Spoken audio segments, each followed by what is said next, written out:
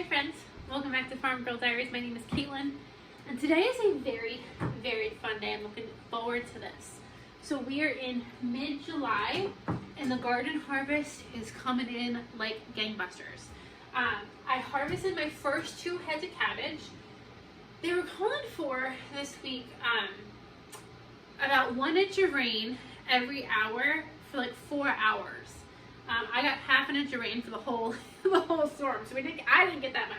Other places did, but I harvested my cabbage because they were ready and I didn't want to risk them splitting. So I have 2 right now. We're gonna see how much these 2 weigh, and we're gonna turn these into sauerkraut. I have more cabbage if I need some that I can pull from to make what we're going to make today. Today we're making sauerkraut. So we're doing a couple different things that I'm really excited for. The first one is we're going to make sauerkraut. Sauerkraut is super easy to make. It takes a while. It takes about 2 weeks. I've made sauerkraut numerous years now, and I think I finally got it down to a science. It takes between 2 to 3 weeks to ferment, depending on the temperature in your house, how much sauerkraut you have. But then, this year, which I never do, so in order to ferment the sauerkraut, you have to add in salt. And I never like wash the sauerkraut to get the salt off. And the past couple times, past couple jars we've had have been too salty for our taste. So this year, before I can the sauerkraut, I am going to wash it. So, other than that, I have this down to a science. So, I'm going to weigh my sauerkraut. Okay, that's 1 1/4. And 1 1/4. So 2.5 pounds of sauerkraut is what I have. That's not a lot. So I think I'm going to get these all kind of going, and then we're going to go in the garage or in the garden and see if we can pick any more. So that's the first thing we're going to do today. We're going to get the sauerkraut all washed up and shredded, and we're at least going to get the first batch of sauerkraut going. And then the second thing we're going to do is we are going to slice up our zucchini. So I have a ton of zucchini back here. I took off some cabbage leaves, and I'm going to put them in the sink. I'm going to set them to the side because I am going to use them. But I have a ton of zucchini. I have 10 things of zucchini over here that I am going to shred. We're going to turn this into zucchini cakes and chocolate zucchini cakes. Not today and not on today's video, but while I have the food processor out, we're at least going to get them going. If you hear something running in the background, I have my dehydrator going. We are dehydrating our cherry pits, or our cherry skins left over from making our cherry jam. And I also have my raspberry seeds and stuff left from making our raspberry jam. So I started that probably about a week, well, not quite. I guess I started that probably 5 days ago. My dehydrator was running for a full day, and hold on one second. My dehydrator was running for a full day, and then it died. I was so upset. So my parents luckily had a dehydrator, not the exact same one as mine, but my trays fit in it perfectly. So I was able to wash their trays, and they're just drying, but I was able to put my trays directly onto the dehydrator. So that is going again. In the dining room, I brought in the bunny because it's a hot day. So the Hyacinth, my bunny, and Willow, my orange cat, and Sawyer, my dog, get along fine. Willow is actually terrified of the bunny, doesn't understand what this creature is. Hyacinth has no fear, which is great. I love that. And Sawyer loves Hyacinth. They chase each other around the house. Hyacinth will chase Sawyer chase Hyacinth. It's great. So my cats don't get along. So one cat is always in the bedroom, locked in the bedroom, while one cat is out, and they switch each day because I have 2 males and they hate each other. So the days that Monroe, my black cat, is out, Hyacinth doesn't typically come in because I don't trust Monroe. But today was a hot day, and I'm like, you know what? I had to at least give it a chance. See if I can have the bunny in with Monroe, who I call my murderer.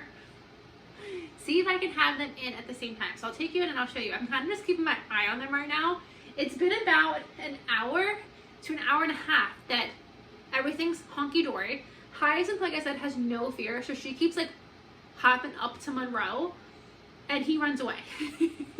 But then he comes back and he just like is stalking. Not stalking to hunt, but just like, what is this creature and why is it in my house? So I'll take you and I'll show you, but I'm keeping my eye. If you see me looking off camera, I'm watching the animals to make sure we don't have any sort of issue. Hi, say hi. So Hyacinth likes to live there. So I had a bowl of sweet potatoes that lived in that cupboard. And she keeps picking them out, eating them. That's a sweet potato right there.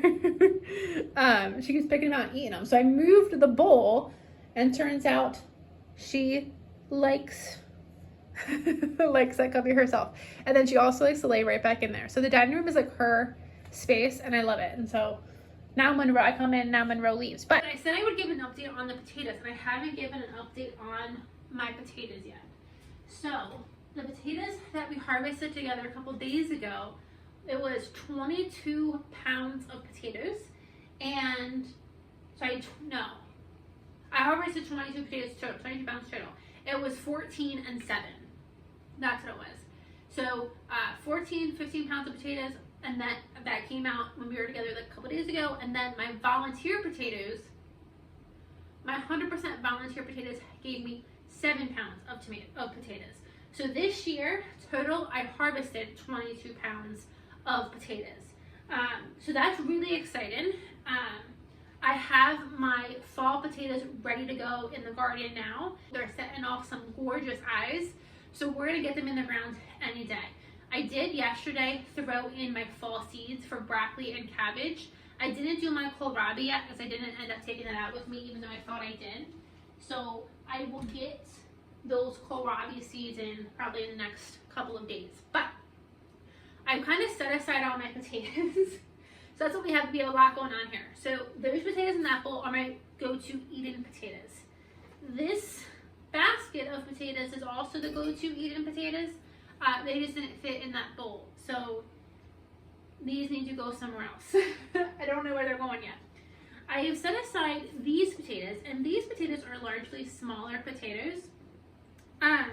Some really small ones, some medium-sized ones. These are the ones I'm setting aside specifically to plant next year. So I'm gonna put these, like I have some nice medium-sized ones. I don't know, like I know when you plant garlic, you need big garlic cloves. I don't think the same is for potatoes. I don't think that if a potato is this small, it's only gonna grow small potatoes. I think potato grows potato. So at least that's, I think, my theory. And then this, so far, is the bowl of potatoes I have set aside to can. I don't have too many canned potatoes on my shelf. So that's what I'm going to start with. And then if I need to pull any from here, I will. And then again, I hope that I get a fall harvest of potatoes. That is obviously the goal. And now Monroe is back to his little stalking position. So let me show you. Look at him. He just has to be right there. Yeah, and now you're gonna act like you weren't doing anything. I moved the chair there because I was sitting there while I was watching all this going on, making sure he was being good. And now, of course, he acts like, oh, this chair was meant for me. So I think everything is gonna be fine, but I'm just gonna keep my eye on it just to be on the safe side. Let's get going with our sauerkraut. Oh, and I didn't even finish today's adventures. So we're gonna do the sauerkraut, we're gonna shred the zucchini, and then we are going to make a from scratch pasta dinner. So I have my very beginning of my cherry tomatoes coming in. These are great tomatoes. These are the only tomatoes I have so far. I have a little nice handful of those. I have basil coming in like crazy. I have garlic. Not my garlic, but I have garlic. I bought a pasta machine 2 years ago. We did a video together right the day I bought it. We had a delicious dinner making, it was an electric pasta machine making a delicious dinner. The pasta machine was not ideal. It left a lot of dough behind. And ever since then I wanted a traditional like hand crank pasta maker. Well, I finally found one. Last summer, I found a pasta maker. And I think I found it like right around now, the end of July or even into August. And I kept saying, I'm going to use it, I'm going to use it, I'm going to use it, I'm going to use it. And life got busy and I didn't use it.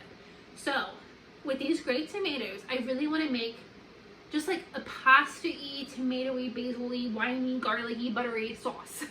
Like dish, right? So I want to do that. I think that's going to be delicious. So I'm like, this is the perfect time to make homemade pasta. And then the whole thing, minus the garlic and the olive oil and the wine, will be from this homestead. And then I also have beets. Yesterday I was trying to weed the beet bed and I pulled a couple of beets by accident. It sucks. I just pulled these 3 little ones, but I have some bigger ones out there. Not many, but I at least have a couple. And the only thing I really want to do this year with my beets, because I can buy beets from a farmer's market and make my pickled beets like I always do, I want to roast my beets. So do like roasted beets with like feta and I don't know what else. So I think we're going to do that too. Go get a couple more beets and peel these and roast these and just have as close as we can get 100% homegrown dinner.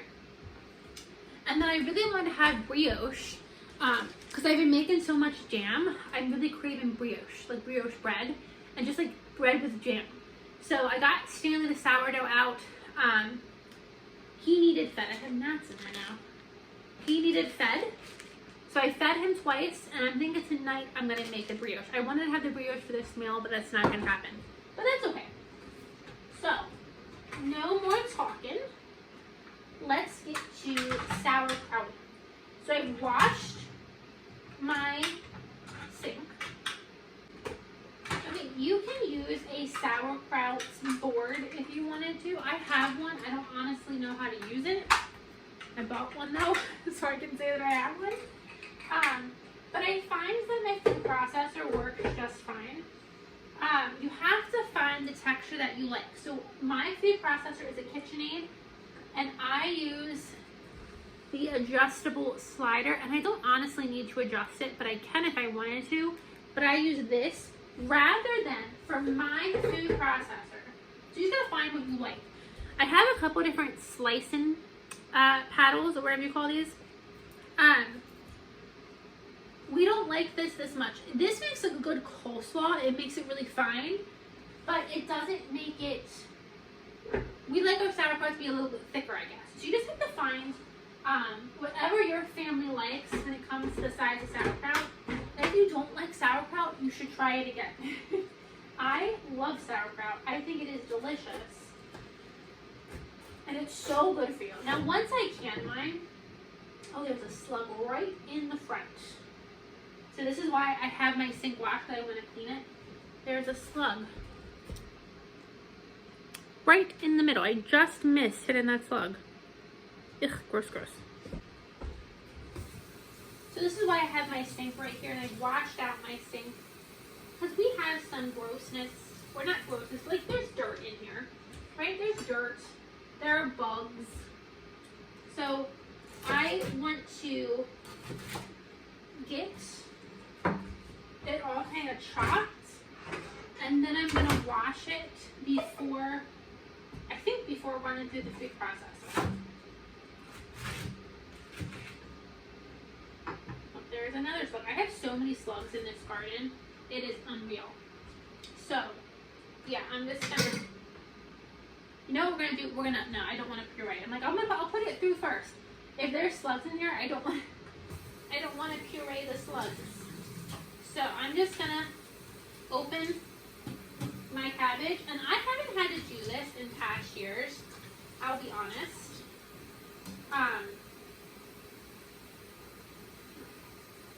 I've just been able to like peel back the outer edges.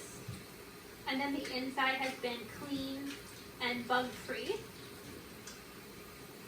And that's honestly the same here. As soon as we kind of get past the outer, when I picked these, I did pick a lot of the outer leaves off. But you can tell, look,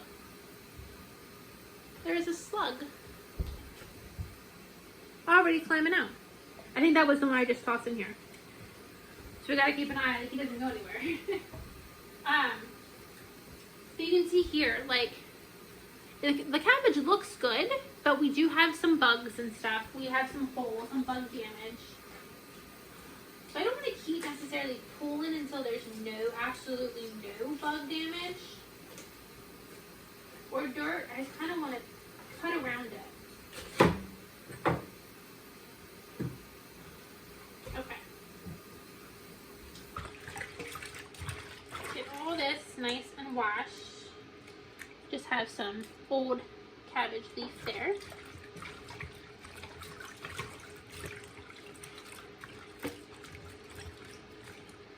Old cabbage leaf there.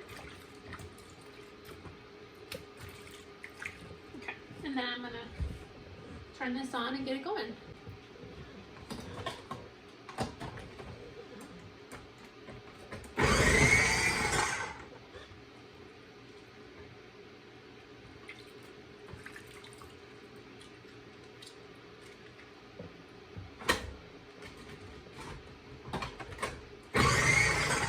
And there you go. This one looks a lot cleaner, so I don't feel the need to wash.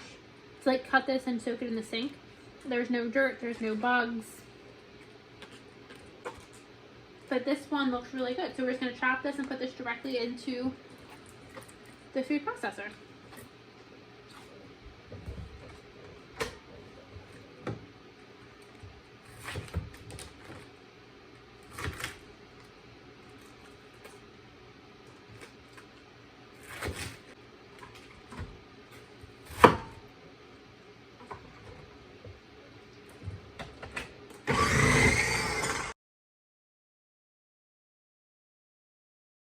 Now this is my sauerkraut crock. This is a 2-gallon sauerkraut crock. I got this off of, or at just an Amish kind of goods store, Amish supply store. If you go on Amazon, you will find, and you would like search for sauerkraut crocks, you will find something that is wildly expensive. All you need is a jar and some weights. The very first year I made sauerkraut, I made it in a mason jar. So it is possible to make this in a mason jar. You just need something to hold the sauerkraut under the brine. So we'll talk about that in a second. This is filled the crock up about halfway. I want to see if I can't fill it up a little bit more. So I'm going to go see if I can't pull another cabbage from the garden. So I'll be right back.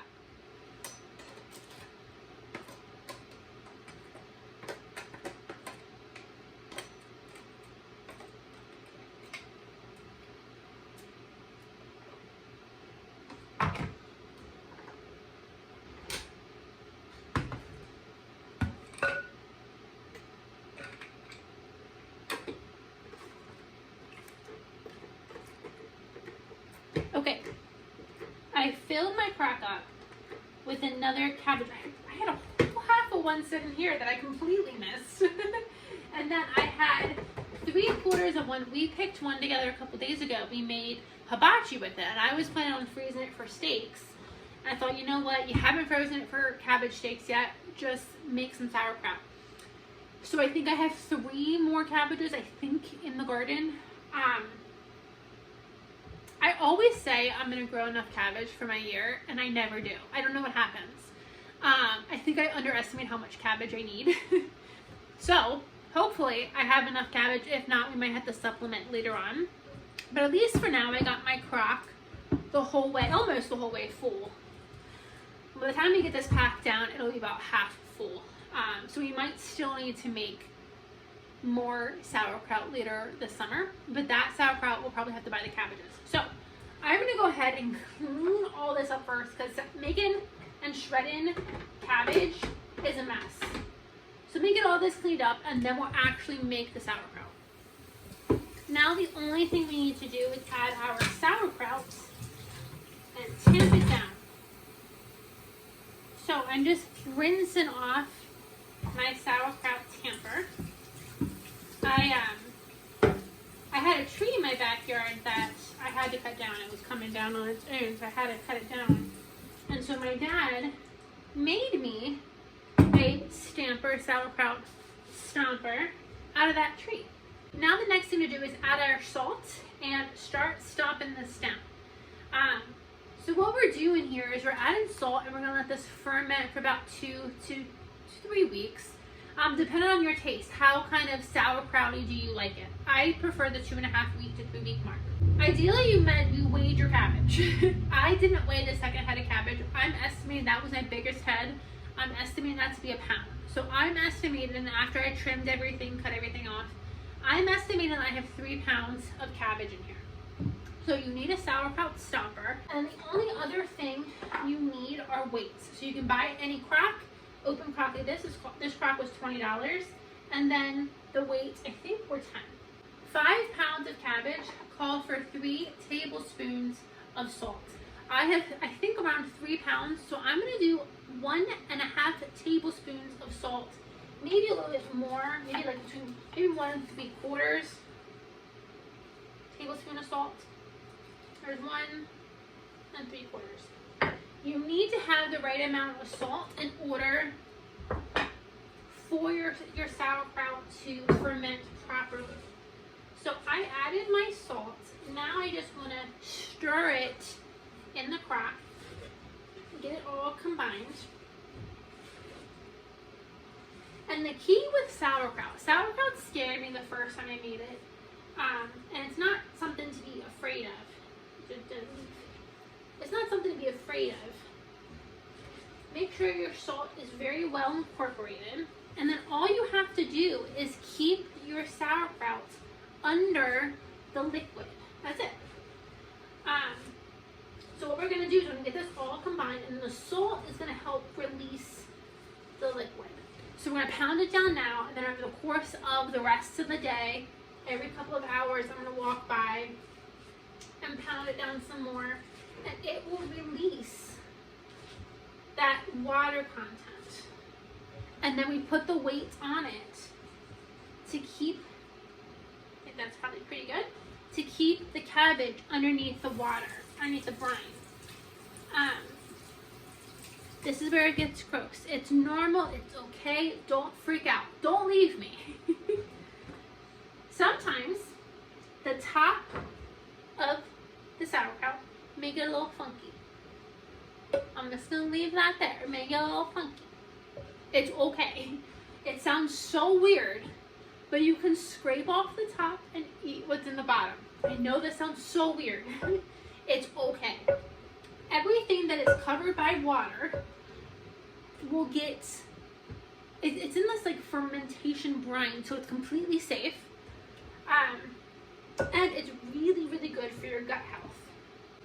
So what they used to do back in the old days is they would keep this sauerkraut in a root cellar, and every morning with their breakfast, they would have a spoonful of it. And this has so many probiotics for your gut health. It's fantastic. At this point in time, maybe when I have kids, I might do that. But at this point in time, I don't do that. So what I do is I make my sauerkraut and I can it. Canning does remove a lot of that good nutrient. So that's something to keep in mind. It makes it shelf stable, but it does remove a lot of those nutrients. You can make this and keep this in the fridge for months and months and months. In the fridge, it'll drastically slow down the fermentation process, but it will still keep fermenting very slowly. And so what I like to do is I like to taste it on the way. You can taste it directly from the crock. I know it sounds so weird, and every single year it's like kind of like, you know, being an adult, you can do this. And I dig down, get a bite, and I do to talk myself into doing it. But that's how you taste it, to see when it's at its right fermentation, and that's when I know, like, I get it to the point that I like it and then I stop. It freaks me out every year, I know. And so then I can it, and I can it right at the point of, this is the perfect amount of souriness that I like. And then I have perfect sauerkraut on my shelf. So, I know that sounds scary. It's not, I promise. It sounds really bad, I promise. And then what I'm going to do, I forgot one. I took out cabbage leaves for this purpose. Let me get them back out of here. I don't have any water yet. I am still waiting. Do I have any cabbage leaves? Yeah. No. I don't have any good cabbage leaves. I'll have to go to the garden and get some good cabbage leaves to put over here. You can put a cabbage leaf down, and then when you put your weights on it, the cabbage leaf helps kind of hold everything down so nothing's floating up. But I don't have any water right now, so that's fine. So I'm just gonna push that down. I now have my sauerkraut. You can't see the whole thing. Right about here. I trimmed it down to here. It was up here. It's now down to trimmed right about here. So we're definitely going to make more sauerkraut because that is not going to be enough sauerkraut for me for the rest of the year. So, because this at this point is right about here. That's probably only 2, maybe 3 quarts of sauerkraut. That's not a lot at all. But I'm going to put this to the side now. All day I'm just going to keep tramping it down until I get enough water till water covers the stone. I'll show you what we look like in there. I want water to cover this. And then I'm just going to put a towel over it. I'll just get a clean kitchen towel, put a kitchen towel over it. Come check it every couple of days. And we'll go from there. So, I'll get the first batch done. Again, it'll take about 2.5 weeks. And then as soon as we're done that, I'll get another round of cabbage. And we'll do, hopefully, a bigger batch of sauerkraut. But that's all you do for sauerkraut. So I'll try to bring you guys along. I'm going to bring you guys along once I have it covered in liquid, and I'll show you what it looks like. Now, the only thing we're going to do until we sit down before dinner is I want to get, I'm keeping an eye on my slug. My slug is still in there. The only thing I want to do yet is I want to slice up these zucchini. I have a ton of zucchini. So this has been a really fantastic zucchini year. I don't know if I have any more zucchini coming. My plants are looking really good, but they have definitely slowed down in their production of flowers. It is pretty hot outside. So I think I might, when I'm doing like the fall plants, and I started it, I just need to finish it. I think I might just throw a couple zucchini seeds in the ground. Maybe just like 2, just to see if I can get a fall harvest of zucchini. I don't know. We'll see. But we have a ton of zucchini. No, thank you. I have this big bad boy over here. This big bad boy is getting turned into a jalapeno popper chicken stuffed zucchini. I already made one this year. It is delicious. I also put this exact same filling into my bell peppers. My bell peppers come out. It's mayonnaise, cream cheese, chicken, cowboy candy, and then cheddar cheese and breadcrumbs. And you stuff anything with it. It's fantastic. Make that same exact filling and stuff a chicken breast with it. It is fantastic. So I already made one this year. It was so good. I lost this guy clearly in the garden. So he has his name on to be stuffed. And I'm not going to do all of these over here. Let's see. So I have a lot of zucchini over here. Let's see how much we get. I'm just going to start shredding, and then some will go get moved into the fridge. I have been eating a lot of zucchini, and I don't want to... I added water to my slug, so I think my slug has drowned. Let me go pour this out, and then the zucchini, then I don't have to worry about the slug, and then the zucchini stuff can go in here. So I think we'll start with this big bad boy. So I want to do zucchini cakes for the freezer. I brought you guys along for this. I'm not sure if I bring you guys along tomorrow when I do this or not. We'll see how I'm feeling, but I have brought you guys along numerous times for this. I want to do zucchini cakes for the freezer because they're a great thing to eat in winter.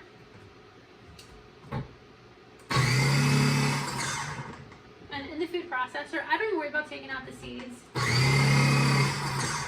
And that once they get really big, they get big seeds, but these aren't bad.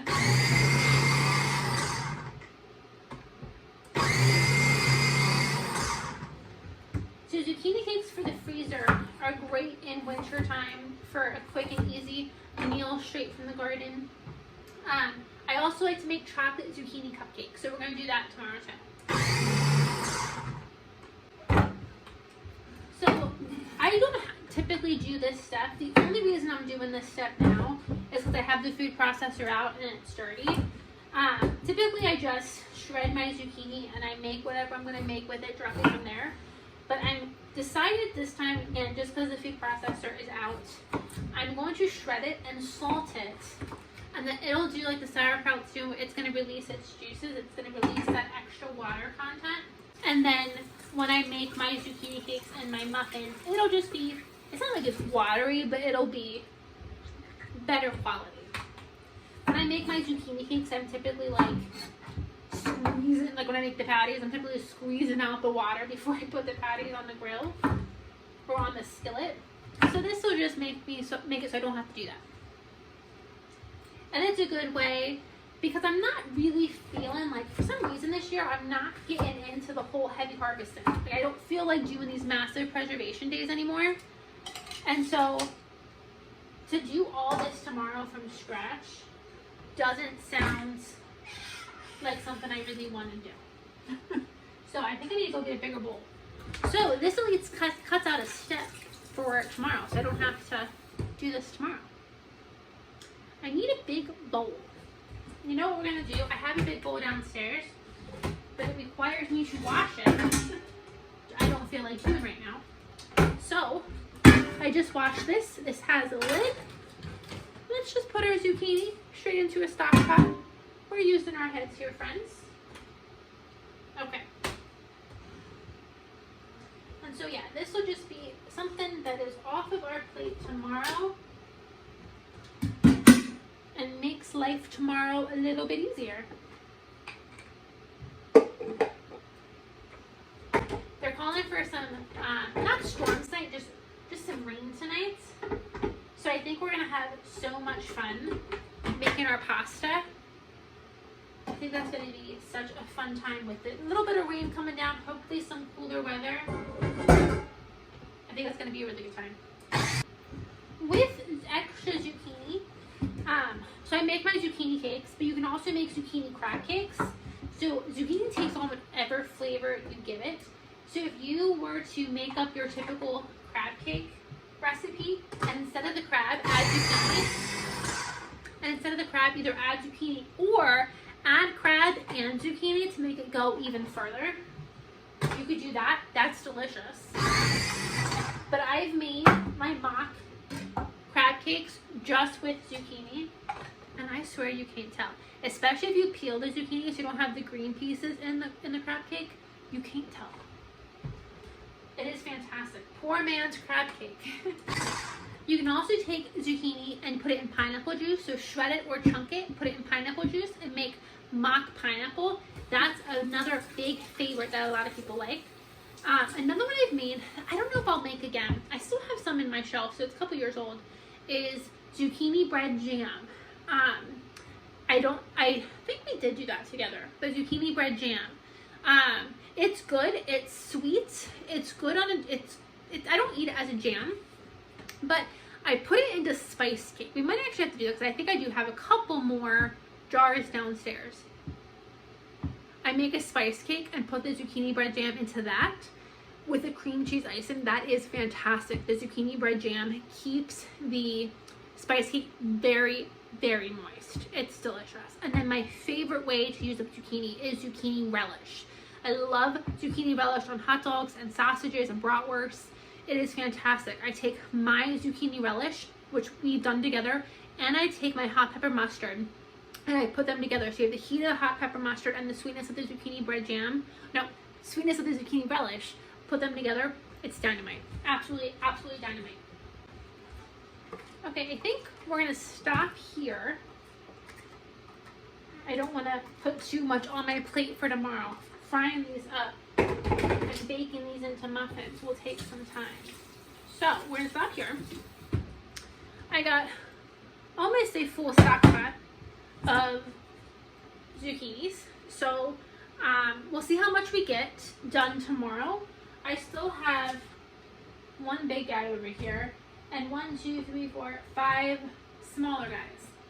So these ones I'm going to transfer to the fridge to help keep them warm. So there's 6 zucchinis here, 1 over there, 7.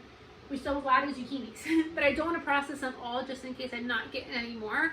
I really like sauteed zucchini. I made it once, but we might make it again.